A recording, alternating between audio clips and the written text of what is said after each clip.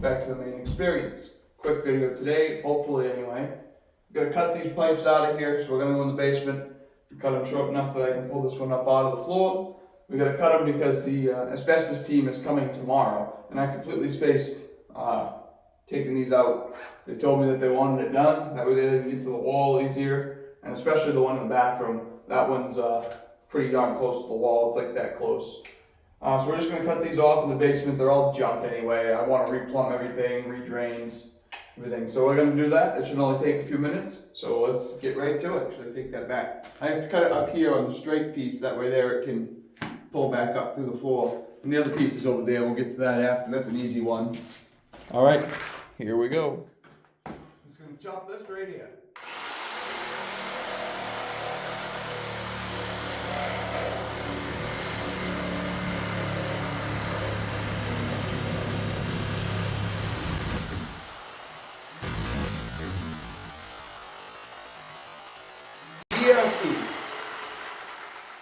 Yeah. Yep, there's some water in there. Gross. Well, at least it's not a bathroom drain. Ugh. Just a sink drain. Got this one right about here.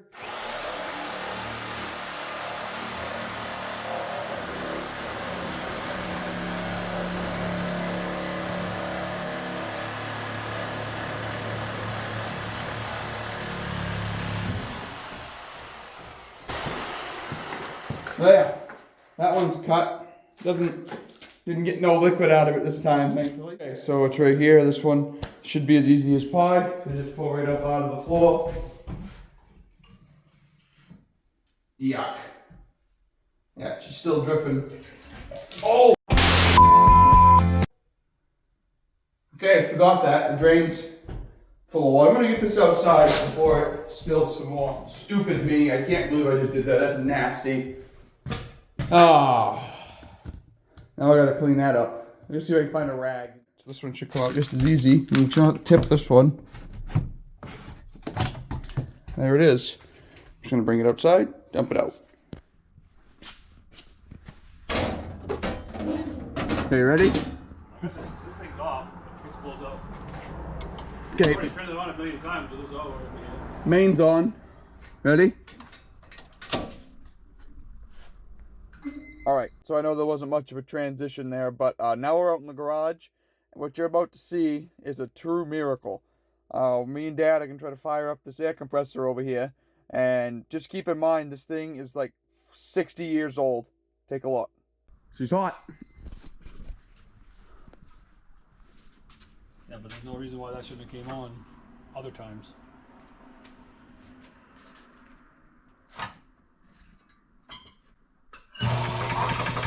Oh my God, it works.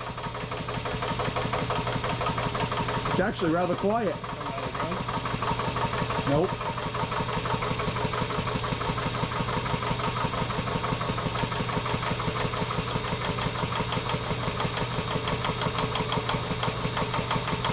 Sparks were flying in the motor there when it engaged.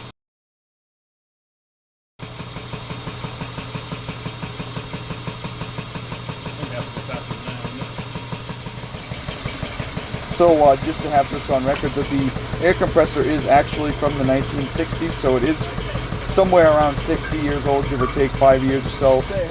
This compressor is wired not very great, wiring's not great on it, so we were just kind of monitoring it for a little while, and it actually built to 160 psi, and then I decided to shut it off that way there, just in case it didn't have a cutoff, it would not explode. But just take a peek what happens next. So we started playing with the valve. How does the air get to this for the lift? Just take a look here.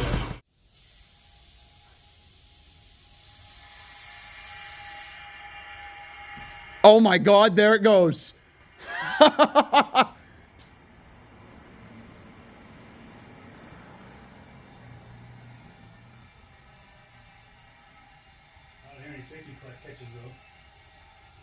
Oh, no way.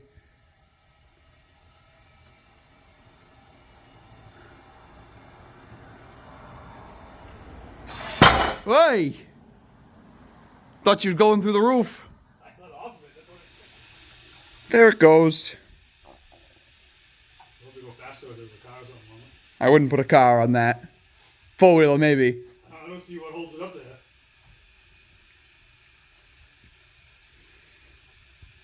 Yeah, you put a four-wheeler on it, you can't work underneath it. That's true. Anything on there, all you can work on is brakes and tires. I mean, I might use it to like get it off the ground like a few inches, but I would never crawl underneath of it. You pay an extra hour just to put the freaking thing down off the jack. Look. And touchdown.